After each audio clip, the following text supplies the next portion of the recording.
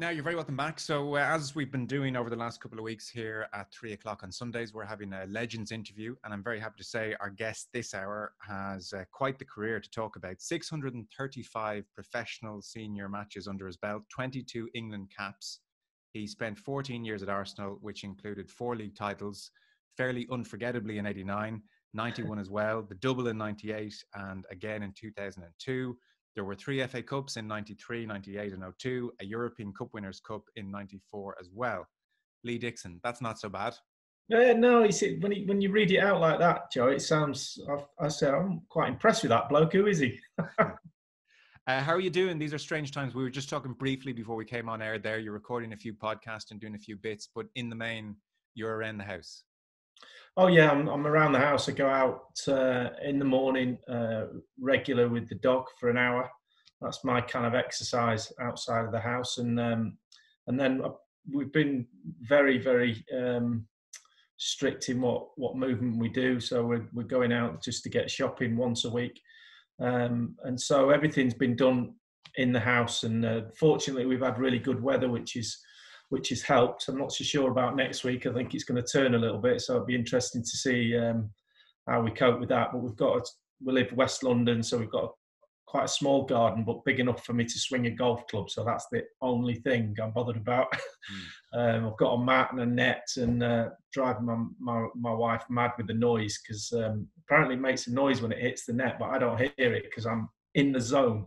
So I've got a new golf coach, so I'm quite keen on my golf. So we've been videoing and doing all the video lessons from the back garden. So it feels like I'm playing 36 holes a day at the moment. I'm hitting so many balls. But work-wise, I work for NBC in America and also Premier League Productions. I do work for them. ITV work has obviously died down because that is England live games, so we're not doing anything for them. But there's loads of little podcasts and filming old games and talking about old games, which it's been quite nice in that respect. Obviously, we love live football. We're all in the same business, and we thrive on what goes on the Saturdays at 3 o'clock and elsewhere. But as far as looking at old games and stuff, it kind of takes you back, and it's quite nice to see some of the older stuff. Have you been doing Arsenal games? Yeah, I've done one or two. We've done.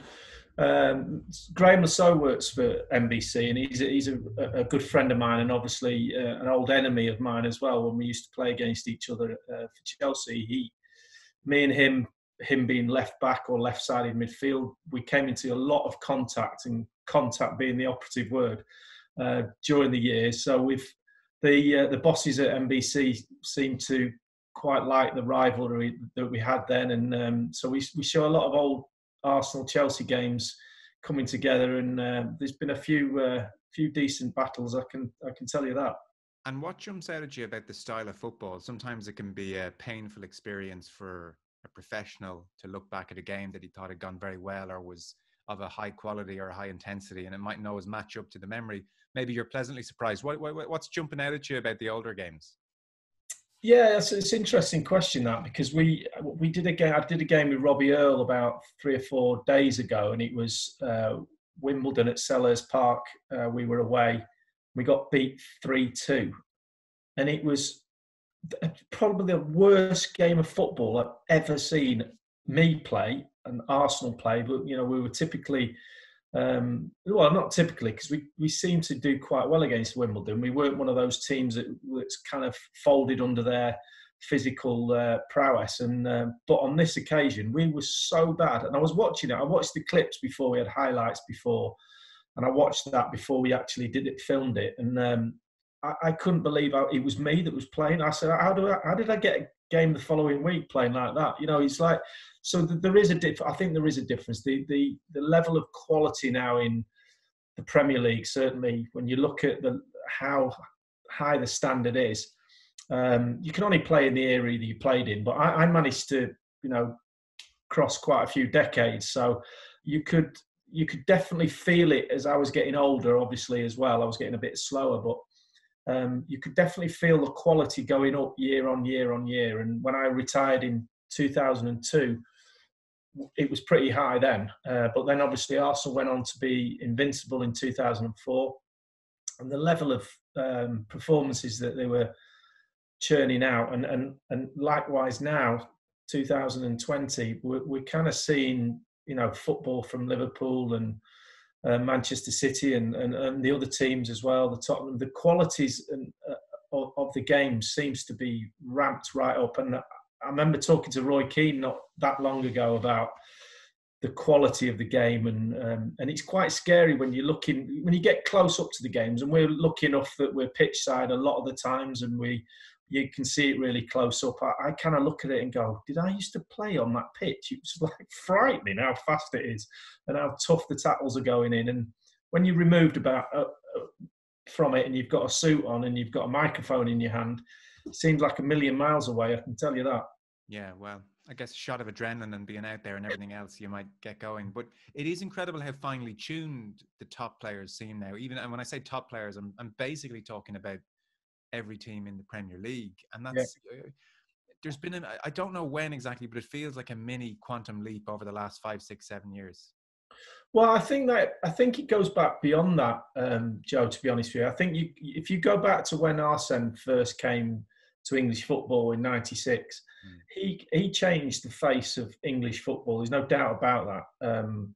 And I'm a big singer of his praises for lots of reasons, but the main one is making the professional player in the UK more aware of what how he was refueling, how they were stretching, how you were preparing for games. He completely transformed that from our point of view. And we were a successful team when he came. We'd won league titles, we'd won FA Cups. And this guy came from nowhere. We didn't know who he was, and turned up and started saying, right, you've got to eat this. You're not going to eat what you were. We eat a reasonably good diet. We weren't eating hamburgers and chips every 5 minutes, but he put a different slant on how we fueled ourselves, how we trained. The level of stretching went through the roof. We became almost, a yoga team at one point, the amount of stretching we did. And so I think that sort of progression to where we're at now with the physicality of the game started under Arsene. And certainly if you ask Gary Neville about that 98 double winning side, he went back to United and basically said to the people there and the players, we've got to up our game because Arsenal are doing something that we're not doing. They look fit, they look strong, they're going all season. And he could see that in the England setup when he was playing with England. The Arsenal lads seemed to be a little bit fitter and stronger. And he talks about that, about how they kind of upped their game. And then all of a sudden, it was a snowball effect, and everybody started having sports scientists, nutritionists, and so it definitely went to a new level from that moment on. I mean, now, you talk about the Premier League. I think it goes right down to League Two. If you look at the players at League Two, even they're so fit. That's a given now that you are strong and fit regardless. And I think that's where we're at with the modern game now, which is great to see. Yeah, there's no doubt Wenger initiated that. I mean, it was interesting. We'd Ronnie Whelan on a couple of weeks ago, and Graham Souness perhaps tried to at Liverpool, and they were a bit resistant to pasta and not having a few beers afterwards. Maybe they weren't quite ready for it. When I talk about the quantum leap of late, I mean, maybe to a point it's under Klopp in particular, but it's caught on for sure.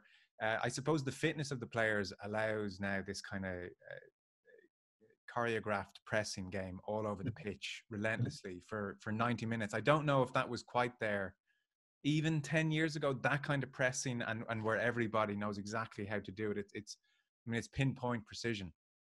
Yeah, it is. It's part of the game now. That's and you talk to Klopp now, and he will say how his coaching methods have changed even since he took over from Liverpool when that Gengham press came in, and it was like full on. I mean, they don't press like that now, but he had to almost enforce it on the players to say, right, this is what we're going to do, and we're going to do it religiously every single time we play, every time we get into an area of the pitch where the trigger is triggered, if you like. I think we go then and I think you have to do it repetitively for it to become a part of your switch on and off system where you can then go, once you've learnt it and it's in its second nature, you can then not use it all of the time.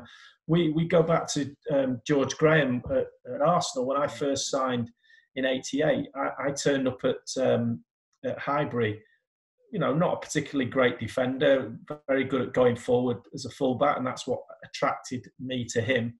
But he then went into I went into a system that was all about pressing and all about showing the danger man or the man on the ball into the middle of the pitch. And they kept shouting at me in training on day one. Every time somebody got the ball and I'd go and close them down, they were like, inside.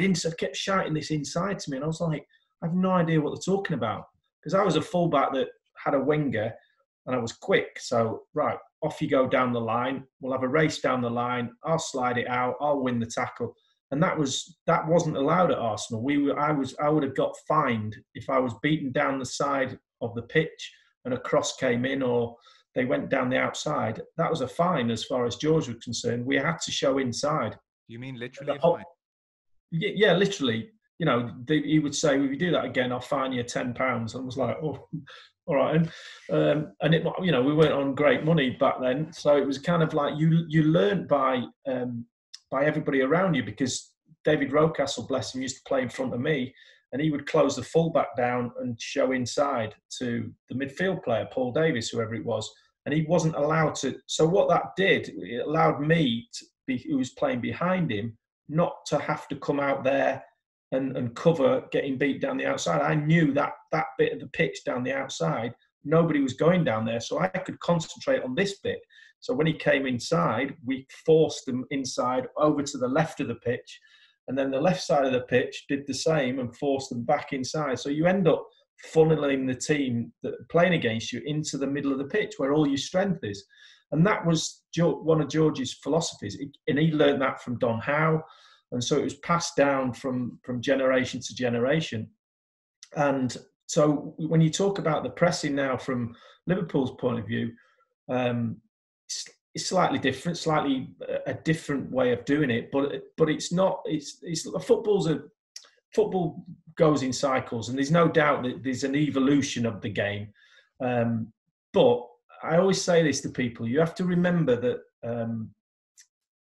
it's not changed. The way the game is gone about with formations changes in cycles, but ultimately you keep it out of one end and you put it in the other end. That is it. That is how simple the game is. Now, there's different ways of trying to work that out, and I understand that, and the game evolves. But when people say that, the game's changed and it's, it's this or it's that, and it's better now, and obviously it's more athletic. It's a stronger, faster game. The pitches are so much quicker now, so the game is allowed to. You're not playing on mud pitches where you can't kick the ball 20 yards like way back in the day. But when I first signed for Arsenal in '88, the pitch at Highbury was terrible. It was like flick it up and kick it in the winter. You couldn't get it off the ground.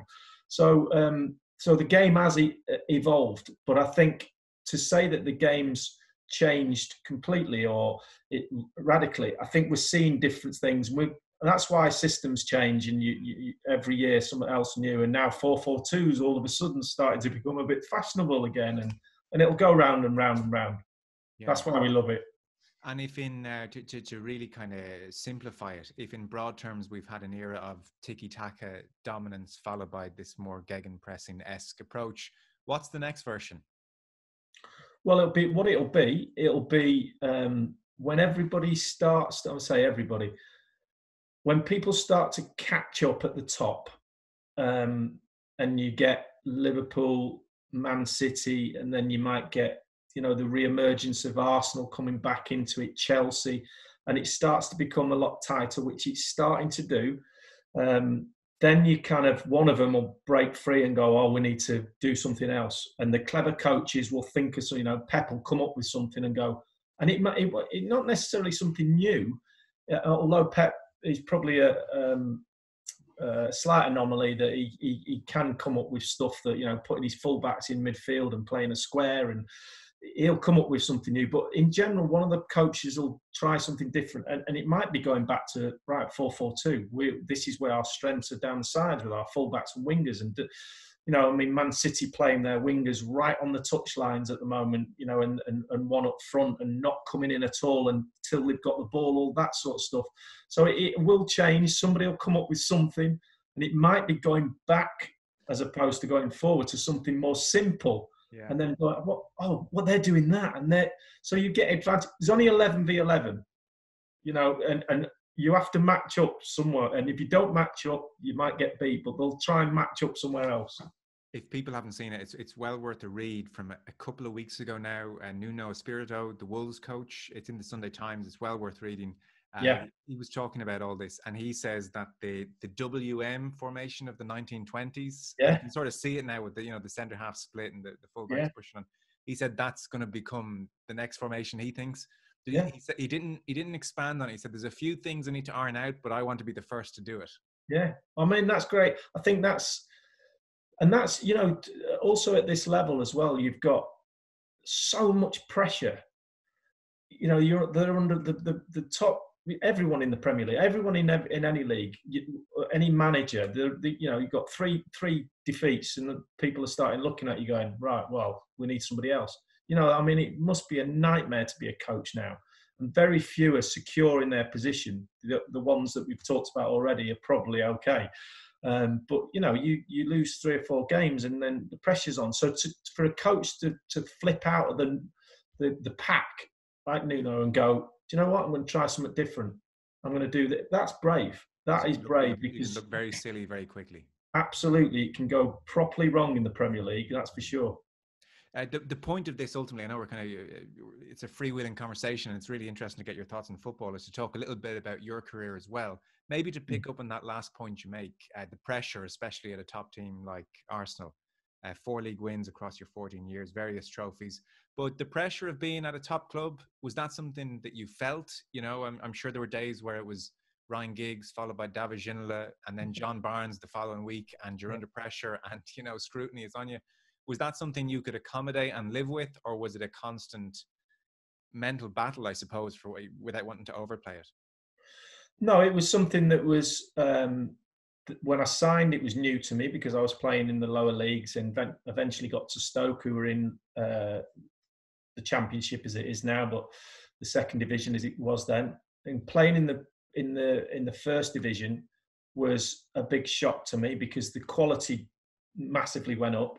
And also, you quite rightly said, to walk up those marble halls, into the marble halls, up those steps, and see Herbert Chapman looking at you when you walk through those beautiful Art Deco doors at Highbury, was probably the scariest day of my life. And I just, if somebody had said, here's your train fare back to Stoke, you don't have to do this, you can just go back and play for Stoke for, you know, the next 10 years and you'll be fine, I literally would have grabbed the ticket off them and just ran, because I just thought I was completely out of my depth.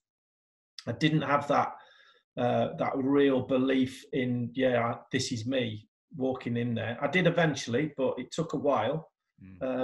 Walking through into my first training session with David O'Leary, Kenny Sampson, Tony Adams, standing in my first training session was at Highbury on a Tuesday. We trained there once a week, and it just so happened my first day was there. So it was scary walking in the first team dressing room. Kenny Sampson opened the door and he was standing there in his box, you know, in his boxers getting ready to change. And he went, "All right, Lee, I believe we've just signed you." And I was like, I literally couldn't speak. I was like, yeah. And he was like, "You're right." And I went, "Yeah, I'm fine." And then David O'Leary came up and put his arm around me, and it was just so scary. But there was something inside me that was kind of excited, and there was a burning, and I was like, wow, if I can make a go of this, you know, this could be big. You know, this could be my career right here, playing for the Arsenal. And you do live under pressure. You come to realise soon that the playing for the Arsenal is a special club, and it's one of those top ones, and the pressure is different. I believe. I didn't play, obviously, for anybody else in the Premier League or the First Division because I was always at Arsenal, but there was always something, there was always pressure there to perform, to be the best you can every single not game, every single training session. And I'm sure other people at other clubs will say, well, it's like that here. But there's an expectation that goes with being at a big club that you've got to win every week. As simple as that. Don't turn up and play for a draw or try and, fool anybody. Their fans won't take it. I was lucky enough, we were in a bit of a depression when I signed, and then immediately my first full season, we won the league at Anfield, as you pointed out. So that all of a sudden was great, but it also just went, oh, wow, this team's arrived. So come on, we want that every year now. So that from winning at Anfield, the pressure just went bang, and it didn't stop until whatever the date was, May the 20 something or other, 2002, when I retired. That was probably, I'll say, the biggest noticeable change of being a footballer and not being a footballer, from the Sunday we finished to the Monday that I woke up not a footballer anymore when I retired. The biggest difference was it was almost like somebody had just let my shoulders go. And I knew the thing was, I knew what I was doing when I was 38 and retiring. The game was easy because my head was full of all the knowledge. So the legs had kind of gone and my knee was hanging off. But I was kind of like, from a mental side of it, I could deal with the pressure. I knew how to deal with it. But having not having it on that Monday, it was like, oh my God, it was just a freedom that was, but it was, I quite enjoyed not having it, because it's carrying it around for 15 years at a club like that was quite heavy at times. No, I can imagine. Absolutely. And George Graham, Adams, Bold, Winterburn, and yourself, it's an institution in football. It's an iconic thing. It's arguably the most famous back four in the history of English football. I mean, it really is. So was George Graham hands-on, like twisting you that way, moving you 3 feet that way? When the ball's here, you're there. Is that the way that works? Yeah, absolutely. From day one, he said to us, because Nigel had signed just before me, Steve Bold signed just after me, so the summer. So our first full season together was Anfield 89 season. And every single training session, and when I say every training session, people think I'm exaggerating, going, well, you must have had a five-a-side on a Friday before a game. Yeah, we might have at the end of training, but the start of training would have been the back four doing our stuff and playing against the rest of the team. We did back four work every day, some form of back four work, and it was relentless. And it was inside, show inside, get the pressure on, get somebody in front of you helping you. I want a screen in front of the back four. He always said, I want my back four to play, all of them to play till they're 35. I was 38, Nigel was 38, Tony Adams was 36, 35, 36. Steve Bold left a bit, but then Martin came in. Martin was 35, 36. So he got it right, because of that pressure in front and the screen and protection was everything to George. And, he used to tie us all up literally with a piece of rope. We'd hold the piece of rope and he would move the ball around. Just the four of us, he would move the ball around on the pitch, and we would basically be dragged. One player went to the ball and you would pull the other two with you, cover on either side. So the whole analogy of being tied together by a piece of rope really made a picture for me in my head. Did it with bottle tops. He tied, bottle tops together, four of them. And then if you move a bottle top like that, you can watch the science happening, because they're like this. And as you move this one forward, the others come up and inside, and so you get narrow and you're on the cover. And then when he drops in, they get pushed back to the position, and then the left back goes, it pulls everybody around. It's just genius the way that, I think that came from before Don Howe. He learnt it along the lines, and I do it now with kids. If I'm talking about how a back four should work, slightly different now because the offside rules changed a few things, but it's still basic defending. And I do it, and it's a genius way of doing it, because the kids can actually see people. Oh, I see where I've got to go now. Yeah, he's putting pressure on, so you go up and in, and then you drop back into your position, and so that little pictures like that. But then, if you didn't do it on a Saturday, George, I always give the analogy of he basically hit us with a stick if we didn't do what we were told, and I mean that in the nicest possible way. Or, you know, if you're not in the right position, why aren't you in the right position? All right, I'll make sure I'm in the right position next time. And it was relentless, which enabled us. It wasn't particularly enjoyable. Training was hard. It was kind of like, but every time you got to a Saturday at 3:00 and you beat a team 2-0 and you didn't concede, and the back four was like all of a sudden becoming a force to be reckoned with, and we would get people talking about us as a defence, as you mentioned, a back four or the back four. You kind of went, I don't mind doing that from Monday to Friday, because you're going to get a reward at the end of it. If there was no reward, then you start going.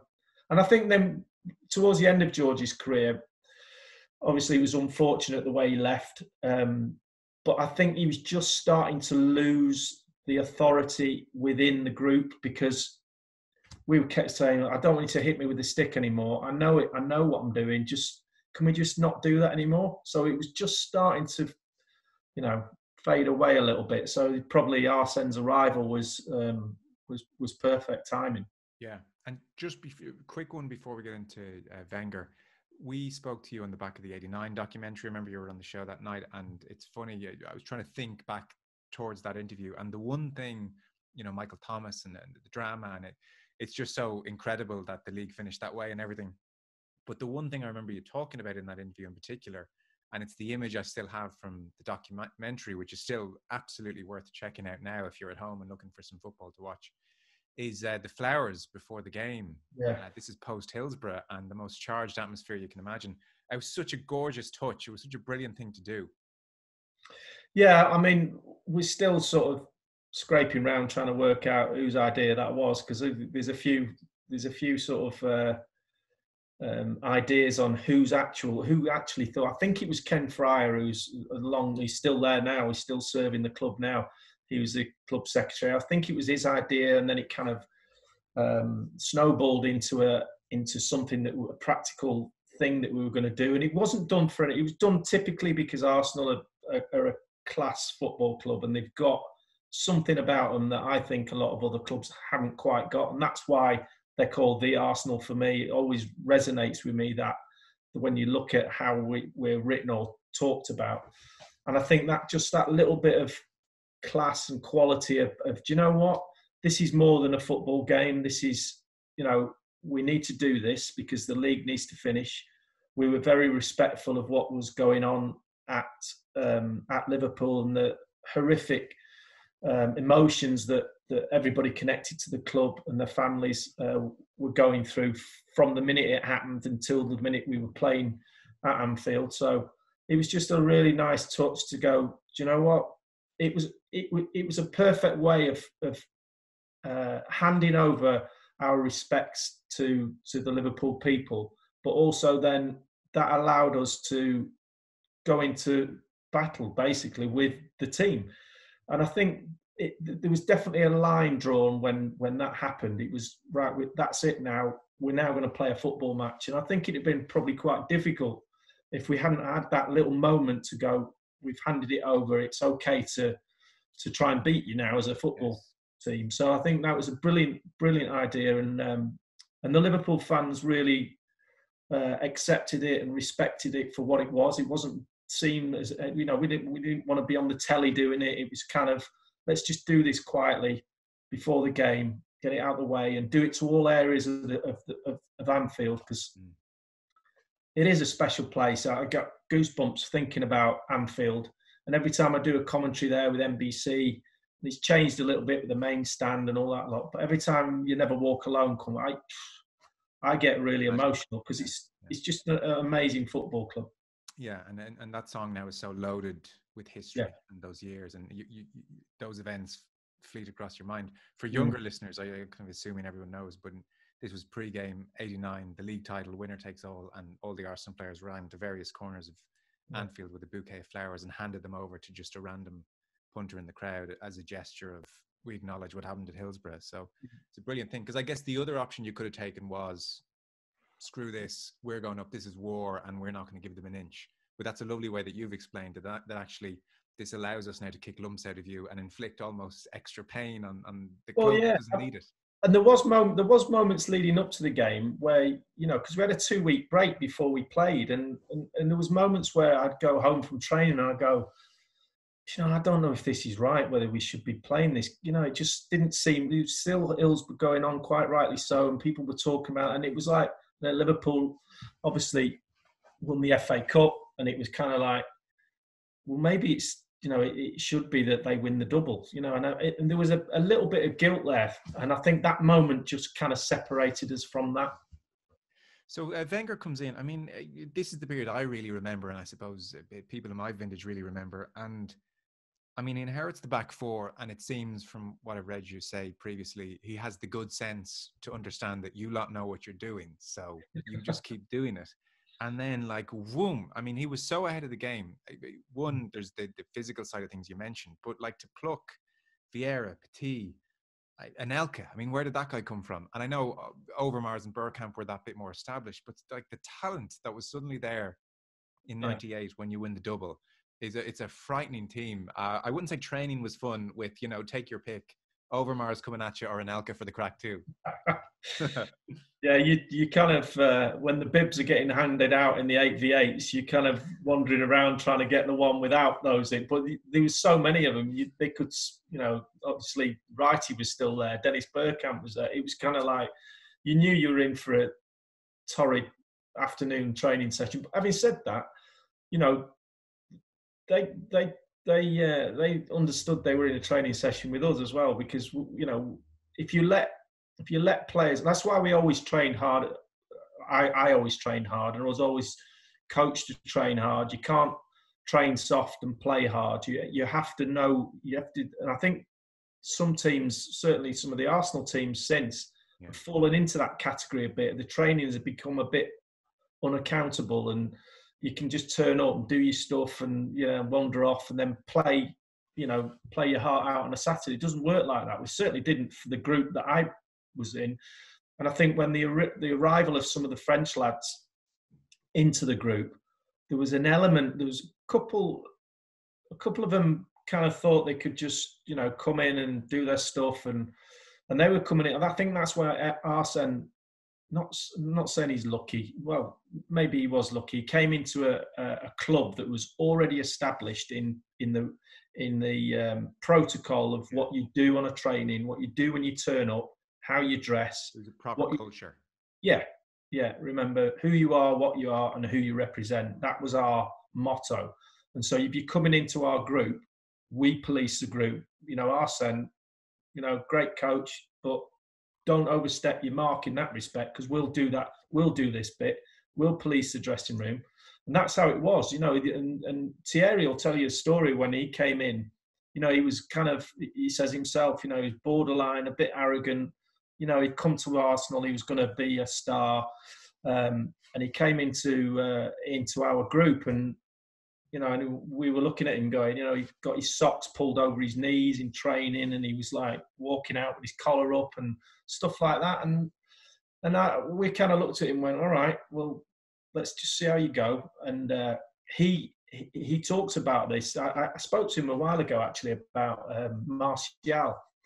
I was saying, do you know him? And he goes, yeah, he came from the same town as part of France, Paris, as Thierry came from. So he knows him. Because I said, I'm not quite sure about him, but something reminds me of you when you first came to Arsenal. And he went, you're spot on. He said, he's like me. He said, he's got that little bit of, and you can see that on the pitch with him. But I don't know whether they're dressed. Well, I do know. I'm saying it nicely, but their dressing room didn't police him like we policed Thierry. And I think with a bit of control from his players around him, Thierry said himself, he could be as good as I became. And so that's really important in a young player's development. It's not all about how many keepy-uppies you can do, how many top bins you can hit in training, how fast you can run. There is a whole other side of being a footballer, and you have to learn that. And I think some of the modern players these days don't have that upbringing, and I think that's to the detriment of them. And they can have their opinion on me and saying, oh, yeah, old fuddy-duddy, but there's definitely a way of education that you come through, and a hierarchy, and you can do certain things at certain levels of your career. And I think that's Thierry learned that really quickly. He's a bright boy. He kind of went, oh, I'm not going to get away with this. There's 8 of them, and there's only me. And Patrick, when he first came in, was very quiet, kind of a little bit aloof, wasn't quite sure, didn't fit right into the group, but he was accepted in, and he switched on and went, I know what I've got to do to get the respect of the players. And once you get the respect of a dressing room like that, you can go and knock walls down together. Let's go and do this thing. And that's what we did. And I think Arsene he's a hugely intelligent man. He looked at all this going on and he just went, I'm not going in that dressing room. He popped his head in now and again, but he didn't stay in for very long. And every time he'd give a meeting, he was straight out because he'd let us then go, yeah, he's right, or da-da-da-da-da. I'm making it sound as if it's kind of a dictatorship. It's not. You can have your opinion as long as your opinion matches our work rate and our opinion. And you know what I mean? Because the dressing room's more powerful than any individual. Yeah, no, it makes perfect sense. And I think that was always the feeling in the latter years of Wenger when we were trying to figure out what was not working here. And it was fairly obvious that he inherited a good culture that just softened some of the edges and kept everybody in line. And maybe he wasn't as equipped to do that, because stories would leak out a little bit towards the end at Arsenal where I think Pat Rice might have had a pop at one of the players at half time, and Arsene, and by the way, who am I to say anything about Arsene Wenger, clearly? Yeah. But Arsene had almost said to Pat Rice, no, we don't. It's not that kind of dressing room here where we, have pops at the players. And it's hard to argue with that new age, more sophisticated approach. But in the world of football where a certain toughness and resilience is needed, then it mightn't be PC to say it, but maybe you do still need some of that. And you look at Martial and you do wonder how he'd do if Roy Keane was still in the dressing room, Yeah, well, he wouldn't be in the dressing room for long if he didn't toe the line with Roy, that's for sure. And therefore, he probably would start toeing the line. Well, yeah, you got a choice. You have a choice. Every human being in whatever job you're doing, you always have a choice. You either do as you're asked, you flourish by being given an amount of responsibility, or you crumble and you don't. If you can't hold the responsibility, then you probably won't play at a big club, because there is an amount of a responsibility to the badge and every club, but the pressure of having to win every single week. Sometimes, I mean, I've seen players come and go at Arsenal, at all the big clubs, and we can go back, way back to all the players who went to Man United and Arsenal and Liverpool and didn't quite make it. And you're like, why not? He's such a good player. And it would be those little intricacies that have not quite got.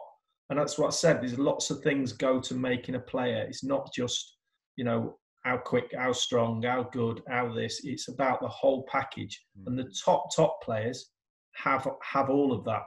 And people talk about Ronaldo, and they talk about and David Beckham and people, that sometimes they have a go at these players and go, yeah, well, David Beckham wasn't that good.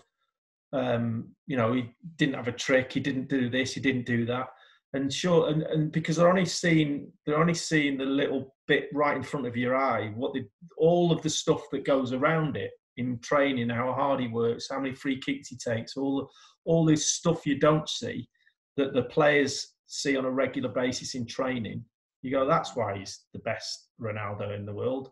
That's why Messi does that. I think Messi's slightly different because he's a freak, but the players that normally get to the top are hugely talented, and they've got the other stuff that goes with it.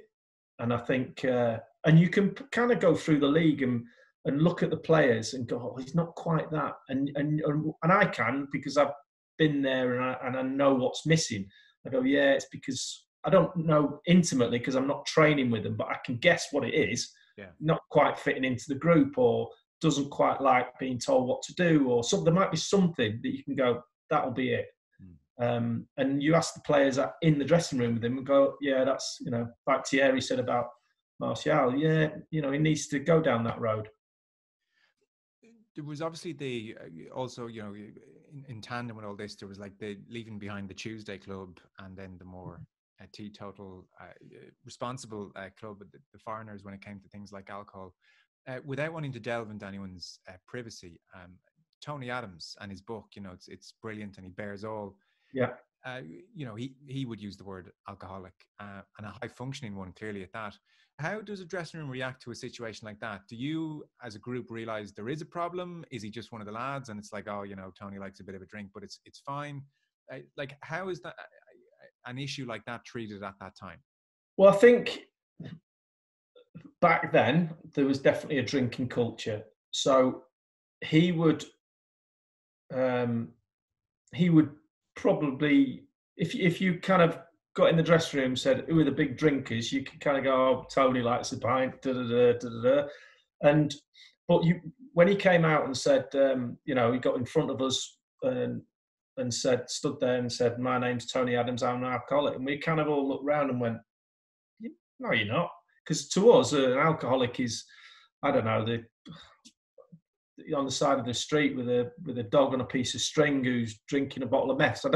Back then I'm thinking that Tony's not like that. He's captain of Arsenal, captain of England. He's not an alcoholic. So there was very little understanding of his life outside of football as well.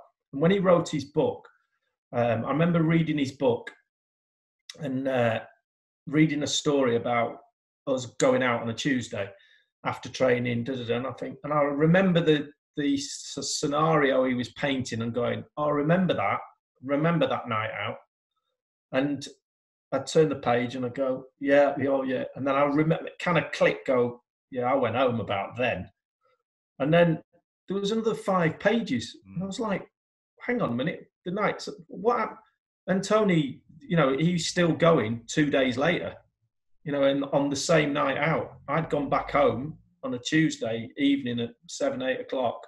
Tony gone right through the night, right through Wednesday, came in on Thursday, straight to training with the same stuffed clothes he got on that he went out on a Tuesday. So there was we didn't know that at the time.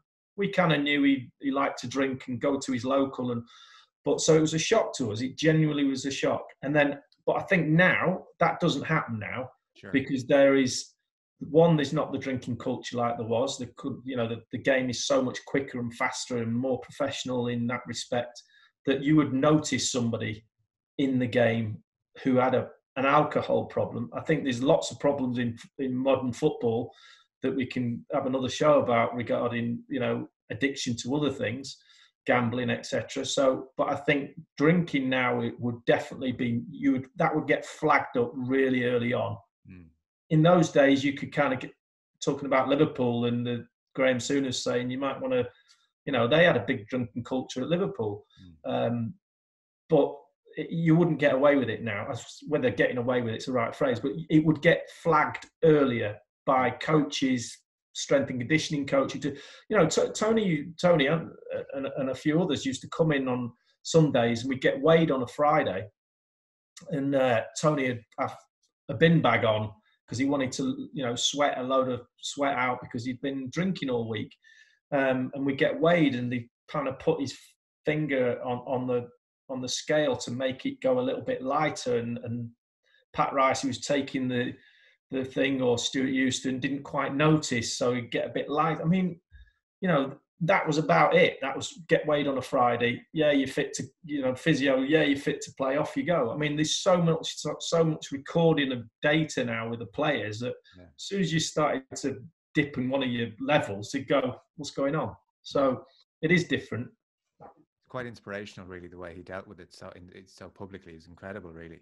Yeah, I mean, Tony's a very close friend of mine now, one of my closest, and I do some help with some stuff at Sporting Chance, and he lives his life sober, and he's been sober since '96, and he is an inspiration to a lot of people, and quite rightly so.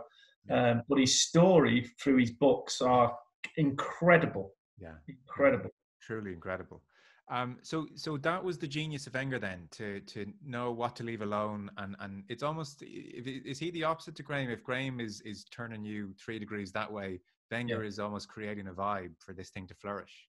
Yeah, I mean, he came when he first came to the club. He said to me, I had a conversation with him. He said, "You've surprised me," and I said, "Why is that?" And he said, "You're actually better players than I thought you were, as a four and individually."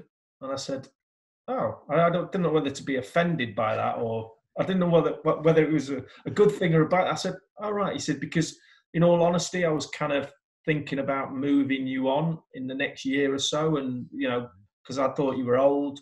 I was 32 when he came, so I kind of went, oh, okay." And he said, "But you did surprise me, and I saw he knew about us because he's a football anorak, for one of the better word. He watches football every single minute of every day. He's completely immersed in the game. So he knew about Arsenal. He knew about what the weaknesses were. He knew what the strengths were. So he knew that we were one of the strengths. And he came in and he just went, yeah, you were better than what I thought." And he said, "I thought I'll just leave that alone because I've got enough to deal with trying to sort the midfield, the forwards, da da da." So and I said, "Oh, that's interesting."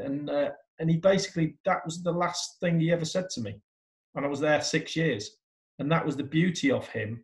He don't fix what's not broken, and he just used to say to me, used to look at him sometimes, because George would be like, "Bang, bang, do this, do that." I don't know. Okay, yeah, I've got it, Gaffer. It's okay. I know what I'm doing. No, yeah, but you didn't do this. Right, fine. Arsene came in, and he used to just look at me and go, "Lee, just go and play." I used to go, "Really?"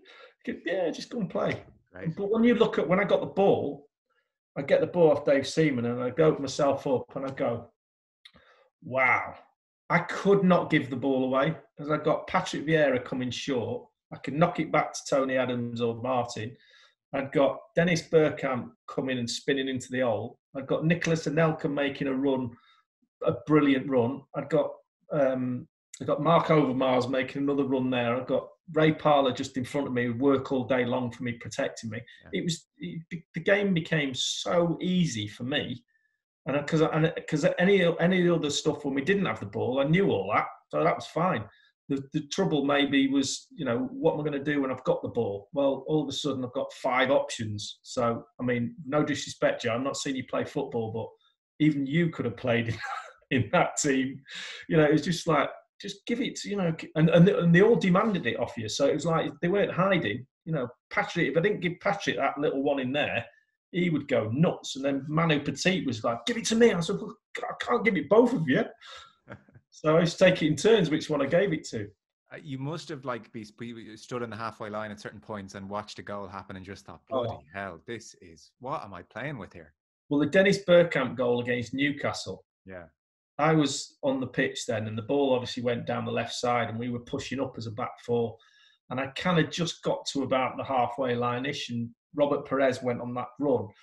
And I seen him starting looking up, and I kind of looked, and I saw Dennis kind of go and then check into that little right in front of the D.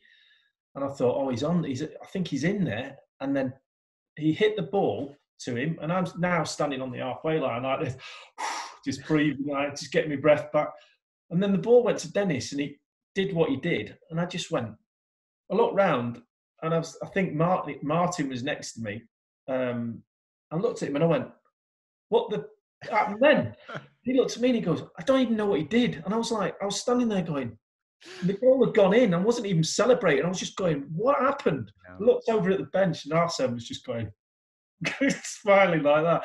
And then after the game, I went up to Dennis and I goes, "Dennis," I said, I don't even know what you did. I haven't seen what did you do? I said, "Did you mean that?" And he went like this. He looked at me and I went, "I swear I didn't. I was just asking a normal question to a normal person. I forgot I asked you." And he just went like that, as if to say, "Don't even ask me that." Yeah. He can ask you that. You certainly can't ask him that. Absolutely, yeah. Well, it's funny. I'll tell you this quick. Sorry, let me tell you this quick story. Please. Yeah, great. Who was I? Somebody was giving me some stick somewhere. I can't remember where we were.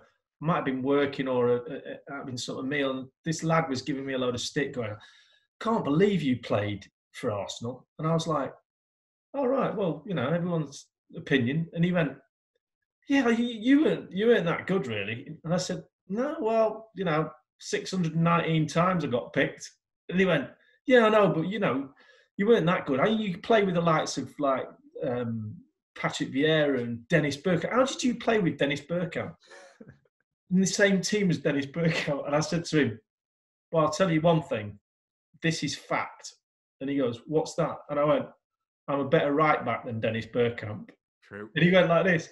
And the bloke went, oh. And then he went, no, I bet he's better than you at right back as well. I went, yeah, you're probably right. Yeah, he was insane. Did no one just pin him down and say, you're getting on the effing plane? I don't care. Yeah, we all had a little go at him at some point, but he's very driven, very strong-minded, very assured in what he's doing in all aspects of his life. And he, with anybody else, it might have gone on a bit, and we might have gone, "Oh, come on," because you might have been seeing a little chink that you could get in. And with him, he just turned around and he goes, "I'm not getting on a plane ever again." End of story. And then that was it. Wouldn't talk about it. And so we're like, Dennis, that's it. Conversation over. So authority, yeah. And like, how do you even begin to compare Bergkamp with an Anelka, with an Henry? Like, I mean, do you have a personal favorite out of all these that you kind of? It's a terrible question. I'm sorry, but it's just no. It's a question with him every day. I get asked it a lot, and it's who's the best player I've ever played with. And without it, before they've even finished the question, I'd just say Dennis Bergkamp. So who's Dennis Bergkamp? And they all go, yeah, fair enough. Right. Thierry was exceptional, and Thierry's, the question to Thierry, he always says Dennis Bergkamp. Dennis Bergkamp says Dennis Bergkamp. But Thierry was unstoppable. There was ridiculous, yeah. But Thierry, Dennis had a little bit more. A little bit more depth in his game. Thierry was a goal scorer. He could ruin a team on his own. He linked things up, a lot of assists. But Dennis had that little creative thing in his head that he could see a run before the player who's making a run has even thought of it. Because he would get the ball, he would come short, get the ball and turn, and then he would look at the defence and go, I can see a gap there. And then he'd look round and go, how come nobody's running it? Because I've seen it. And then someone like Freddie Lumber, who's probably the best at it, would be able to then latch onto, maybe Dennis put thoughts out there and went, somebody latch onto this because I've just seen a gap. And the defenders haven't really noticed. And then someone would make that run. And Dennis would always be waiting to play the ball. So he just go, oh, there you go. Yeah. And Thierry didn't quite have that. So I think that's what just nudges him. And he was hard, He was hard to play against as a defender. He had a dirty streak in him. Oh, he was. I mean, I had a fight with him in training. Like me and him, I've told this story a million times, but I'll tell it again because it's a really good one. We were both injured and we were playing Tottenham on the Saturday. Me and him got injured on the week before. So we'd just come back from injury and Arsene said, I want you two to train, because you're playing Saturday, to train with the reserves. It was a Thursday because they're doing a bit extra. The first team played on the Tuesday and they were having a day off type thing. So he said, go and train with the reserves. So Geordie Armstrong was the manager, bless him. And we were training, we're doing an 8v8. And I tackled Dennis and I fell on the ground. And as I fell back, he didn't like it because I'd kind of caught him. He stamped on my calf. He just put his foot down on my calf, and I was on the floor. And I just went, and it so happens it was the same leg that I'd had injured the week before. So I was like, so I kind of kicked out at him because I was on the floor, and he kind of bent down like that. So as he bent down, I just went, and I chinned him, which is never great punching someone when you're lying on the floor. Not very good, bit thick sometimes. So I punched him, and he's kind of gone back, and then he's laid one on me, and I stood up, and we're both like this on the training pitch, throwing haymakers at each other on the Thursday before we played Tottenham. And Arsene had finished training with the first team, and he was wandering over to see how we both were. So he's got his arms behind his back, and he's wandering over like this, and he sees his two star players up for the Saturday standing there slugging holes out of each other. Because Dennis wouldn't, he would have it with anyone. Yeah. That was a good part of his game, that he had a little bit of steel in him. Yeah, and probably needed it. Otherwise, the others would have sought that out pretty quickly and pretty early. Yeah. I mentioned the likes of a Giggs and a Ginola and a Barnes coming down your flank, and like it's fascinating that you're talking about pushing them inside, but on occasion I'm sure they got that side. So who's kind of who gives you night terrors of that lot? Not those three, but just generally left wingers, because week on week you're coming up against quality. Yeah, the one that stands out, and I say this to the question, who's the hardest player you played against, from a longevity point of view as well, played against him for many years, was Giggsy. Because the trouble with Giggsy was, well, there's lots of troubles with him, but he was very quick, probably quicker with the ball than without the ball. So his close control, dribbling, running style was, he changed the ball all the time with his left foot, and so you never really got a target. It was always moving, so that makes it difficult. And he didn't have a trick. So sometimes if you're playing a player who's got a trick, you work the trick out, he does the trick, and you don't fall for it, and you get a tackle in. With him, he just moved the ball, and so it was very difficult. He was super hungry, driven, playing for Man United, so he had that real steel about him, and couldn't kick him off the ball. And I tried a lot. He was tough as nails, never complained. And one of the things about him that was really unnerving and hard to play against was he was silent as a mouse on the pitch. So he wouldn't shout for the ball. He wouldn't stand there and go, "Yeah, I'm in, give him the ball." Because if I'm looking over the other side of the pitch and he's here behind me, and there's the side of the pitch, and he's shouting, I don't have to look at him. I know where he is. He's like 10 yards that way and 2 yards that way. So keep shouting, mate, because I don't even have to look. Because as soon as I go like that, something happens over here and I've got to react. So if you're shouting, it's fine. But he never used to shout. So I was always like, where's it? Because then he'd go a bit closer to you. So you go, oh, hang on a minute, he's here. So that was really unnerving. Fascinating, yeah. And I'm surprised other wingers did, because you get in the game, they all wanted balls, so they're all shouting for it. And obviously, when you're a kid growing up, you're taught to shout for it.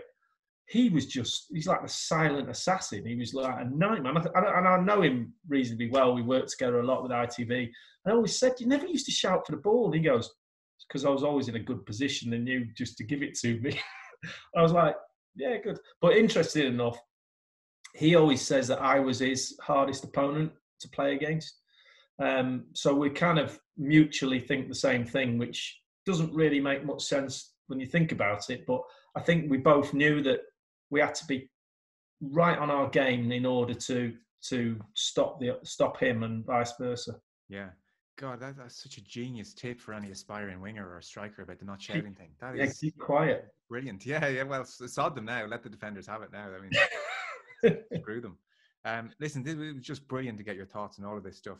I actually, as you were saying the thing about Bergkamp seeing the pass and almost glaring at the space he wanted, that was more apparent on television. I mean, I'm sure at pitch level you can't see a tenth of the things you see on TV, but you could almost sense him on TV, body shape and eyes, trying to let Mark Overmars know what he wanted him to do.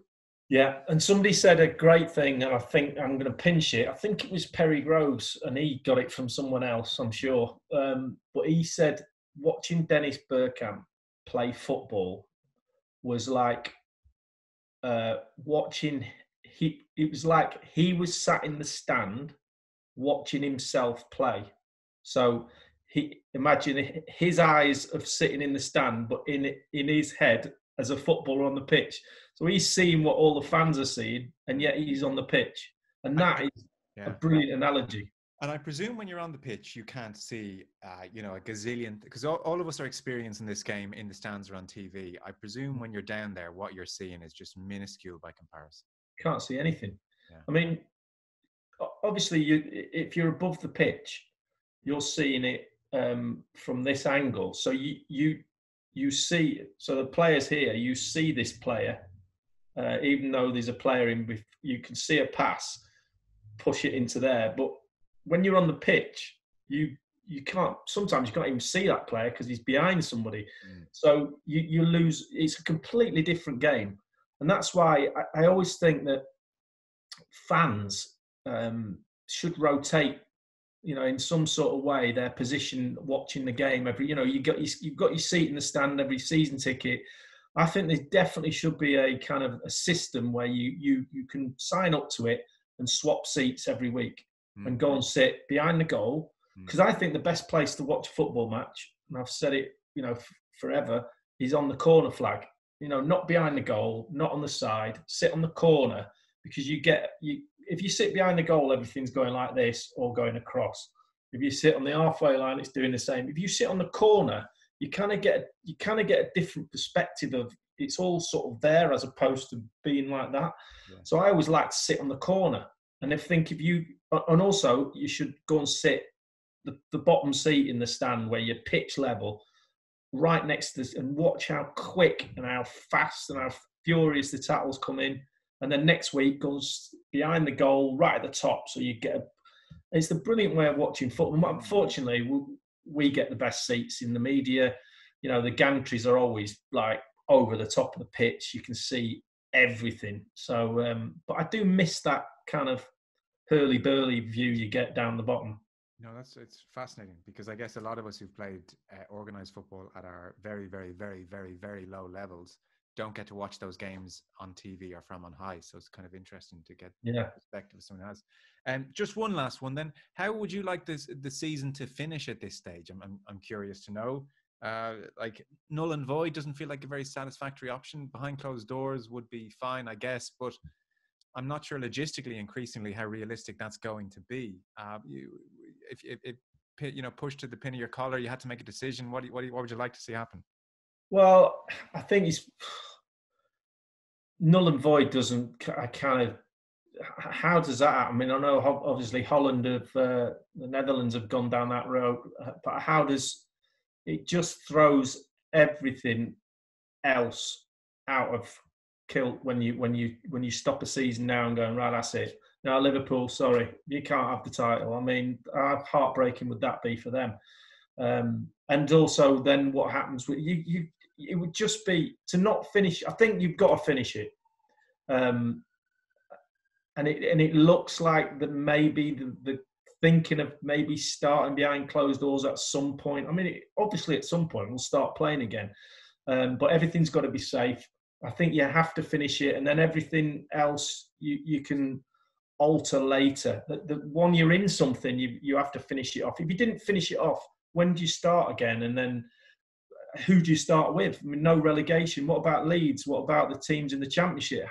You're going to get lawsuits all over the place. So I think you've got to finish, and everybody has to finish, although obviously Holland are not, because then you've got the roll-on effect of the European games and all of that lot. So, I mean, unprecedented position we're in. So I think what I'm worried about more than when we start again with the Premier League and everything is ensuring that we've got 92. Certainly, I'm just talking about the England at the moment, but all football. But the 92 are still able to function because it's the longer it goes on, the more difficult it is for the lower leagues to survive. And the Premier League is becoming more and more under pressure to dip their hand in the pocket and go, we're going to save football. And the fact that it is such an iconic position and the TV revenues have made it the global phenomenon it is, it might be leading towards, them